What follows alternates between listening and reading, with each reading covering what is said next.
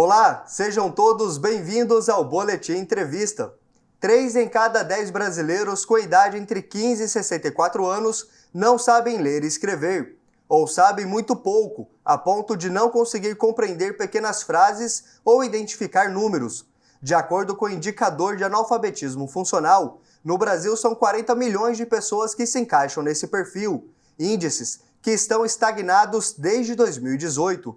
Para entender mais do assunto, vamos conversar com a professora e mestre da Univap, Maria Angélica. Muito obrigado pela presença. Bom, para a gente poder entender a complexidade desse assunto, o que caracteriza ser um analfabeto funcional e como é medido também esse perfil? Sim. O analfabetismo funcional se diz de uma pessoa que ela não consegue ler e interpretar um texto simples e também a dificuldade de resolver cálculos matemáticos simples. E ele é medido na época do censo pela leitura e escrita de um bilhete, né?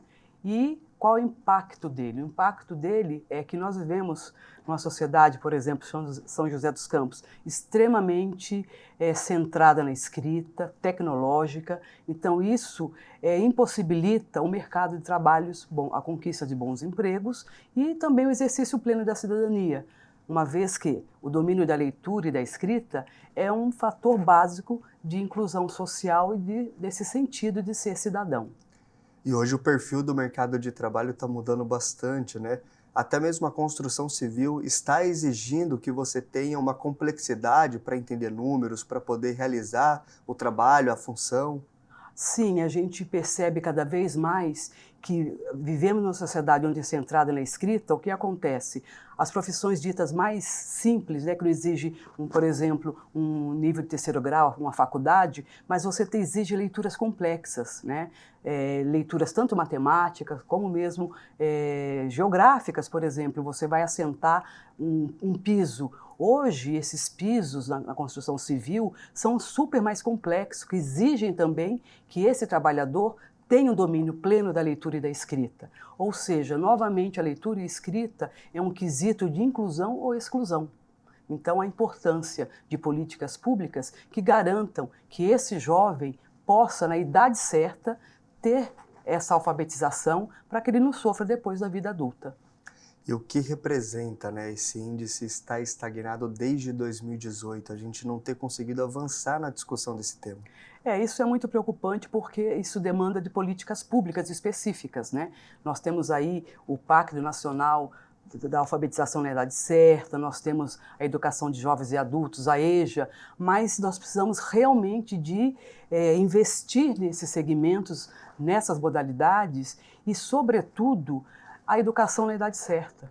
Porque o que a gente entende que historicamente acontece para esse analfabetismo? Esse jovem, na idade certa, ele abandona os estudos para ir compor renda, ou seja, ele vai para o mercado de trabalho, né, já vai desqualificado e às vezes fica muito tempo desqualificado e fica mais difícil, porque aí tem a questão, o fator da idade, que já fica difícil, a escola, né, e fica também essa questão do emprego.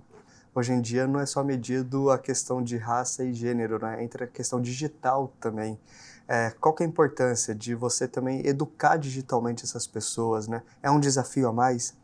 É um desafio a mais, né? Vivemos numa sociedade midiática, então, ou seja, a gente diz assim que o letramento, a alfabetização digital é fundamental. Por exemplo, hoje um currículo você manda pela internet, você manda pelo celular, então ele tem que dominar essas ferramentas e também não é saber fazer, né? Saber usar um cadastro nessas plataformas de emprego, então tudo isso a escola também tem que dar conta. A escola tem que ser contemporânea, ou seja, acompanhar as necessidades desse homem contemporâneo da vida, as demandas sociais. Perfeito, muito obrigado pelos esclarecimentos e pela entrevista também. Então é isso, pessoal. Boletim Entrevista de hoje fica por aqui. Até uma próxima. Tchau, tchau.